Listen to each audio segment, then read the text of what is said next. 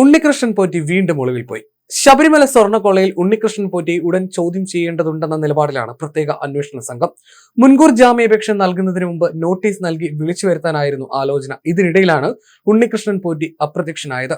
സ്വർണം പൂശി നൽകിയ ഗോവർദ്ധനിൽ നിന്നും വിവരങ്ങൾ തേടും. ശബരിമല സ്വർണ്ണക്കൊള്ളയിൽ ഹൈദരാബാദിലും പ്രത്യേക സംഘം അന്വേഷണം നടത്തുന്നുണ്ട്. പോറ്റിയുടെ സുഹൃത്ത് ഹൈദരാബാദ് സ്വദേശി നാഗേഷിനെ കേന്ദ്രീകരിച്ചാണ് അന്വേഷണം നടത്തുക. പോറ്റി സ്വർണ്ണപ്പാളികൾ കൊണ്ടുപോയത് നാഗേഷിന്റെ അടുത്തേക്കാണ്. ഒരു മാസത്തോളം നാഗേഷ് പാളികൾ കൈവശം വെച്ചു. ഹൈദരാബാദിൽ സ്വർണ്ണപ്പണി ചെയ്യുന്ന കടയുടെ ഉടമയാണ് നാഗേഷ്. നാഗേഷിന്റെ സഹായത്തോടെ പോറ്റി സ്വർണം തട്ടിയോ എന്നും അന്വേഷിക്കുന്നുണ്ട്. ശബരിമല സ്വർണ്ണക്കൊള്ളയിൽ ഉണ്ണികൃഷ്ണൻ പോറ്റിയുടെ അറസ്റ്റ് അനിവാര്യതയാണിപ്പോൾ. തിരുവനന്തപുരം പുളിമാത്താണ് ഉണ്ണികൃഷ്ണൻ പോറ്റിയുടെ സ്വദേശം. 10ാം ക്ലാസ് പഠനത്തിന് ശേഷം നാട് വിട്ടു. കുറച്ചു കാലം കഴിഞ്ഞ് താൻ ബംഗളൂരുവിലുണ്ടെന്നും ജോലി കിട്ടിയെന്നും അമ്മയെ അറിയിച്ചു. പിന്നീട് സമ്പന്നനായി. അതിനുശേഷം വളർന്നു പന്തലിച്ചു.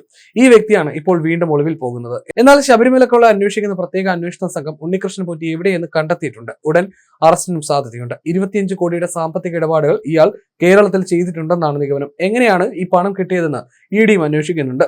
ബാംഗ്ലൂർ ഉണ്ണി എന്ന പേരിലാണ് ഇയാൾ ശബരിമലയിൽ അറിയപ്പെട്ടിരുന്നതെന്നും പറയുന്നു. 10ാം ക്ലാസ് കഴിഞ്ഞ് നാട് വിട്ടുപോയ പോറ്റി പിന്നീട് സമ്പന്നനായിട്ടാണ് നാട്ടിൽ പ്രത്യക്ഷപ്പെടുന്നത്. പുളിമാത്ത് കാരറ്റ് പ്രദേശങ്ങളിലായി വീട് വെച്ച് നൽകാനും വീട് അറ്റകുറ്റപ്പണിക്കുമായി ഇയാൾ പലർക്കും പണം നൽകിയിട്ടുണ്ട്. അമ്മയുടെ പേരിൽ കാരുണ്യ പ്രവർത്തനങ്ങളും സംഘടിപ്പിച്ചിരുന്നു.